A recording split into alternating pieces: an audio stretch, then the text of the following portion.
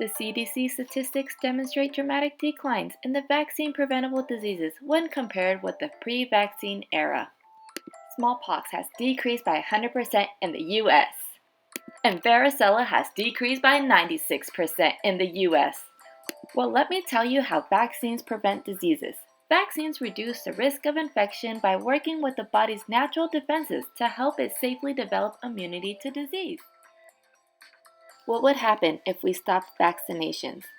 If one person in the community gets an infectious disease, that one person can spread it to others who are not immune. But a person who is immune to a disease through vaccination can't get that disease and can't spread it to others. The more people who are vaccinated, the fewer opportunities a disease has to spread. In the United States, the rate of vaccine-preventable diseases are very low, but unfortunately this isn't true everywhere in the world. Polio no longer occurs in the US, but it is still paralyzing children in several African countries. If one or two cases of a disease is introduced into a community where most people are not vaccinated, outbreaks can and will occur. For example, several measles outbreaks were reported in 2014 and 15 that were linked with a Disney theme park visit. So although disease rates are low in the United States today, it is important to understand that a disease which is under control today can become an epidemic with just an airplane ride away. So don't let yourself become vulnerable by not vaccinating. Hello, hi Mom, hi Daisy. How are things going? Oh, she's gotten so big. How have you been? How are things? All right, well, her exam looks great. And now that she's at her 2-month well checkup, she's actually due for some shots today. Shots and shots. Body. Oh, shots. So actually, I'm gonna skip on getting the shots for Daisy.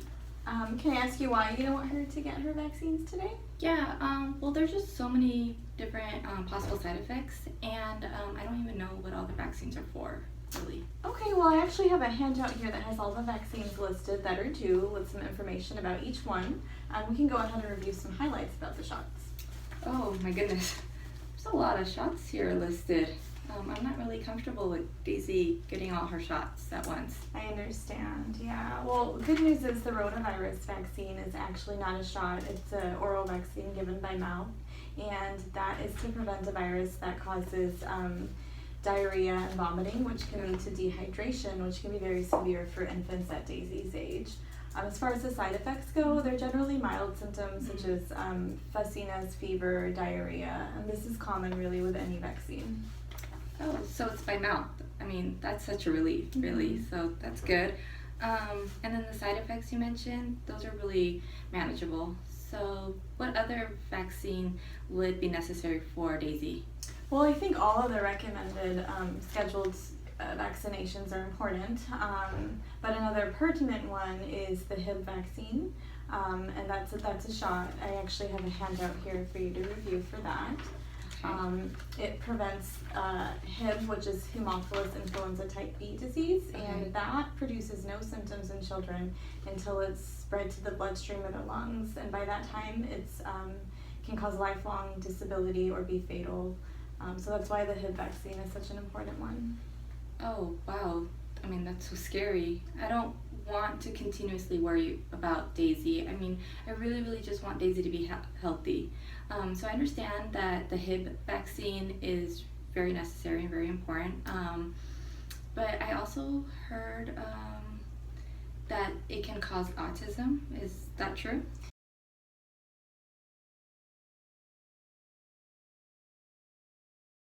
This is actually a myth that you hear about the MMR vaccine, which is not due for Daisy today, but she will need it in the future. So we can talk about that if you'd like. Yeah, please. Okay, so coincidentally, the symptoms of autism start at about the same age that the first dose of the MMR vaccine is given. So a lot of parents think that the vaccine causes the symptoms, but this is not true. Many studies have been done that show that there's no link between the MMR vaccine and autism. Awesome. So I can send you some information and links to studies if you'd like through the health portal. Yeah, please. I'd really appreciate that. Okay, and I'd also like to emphasize that a lot of these vaccine-preventable diseases are spread through the air, which means that some of them are so contagious that hours after a person leaves a room, if they're infected, an unvaccinated person can come into that room and contract the disease like that. Okay. So I'm still very hesitant. I do understand what you're saying, but I'm still hesitant for Daisy to get all the shots at once. I mean, I don't know. Shots and shots. Everybody, shots. Well, there's no proven danger in receiving all of the recommended 2-month vaccines today. Okay. And really delaying a vaccine puts your baby at, leaves her vulnerable to diseases, and it's really best to stay on schedule.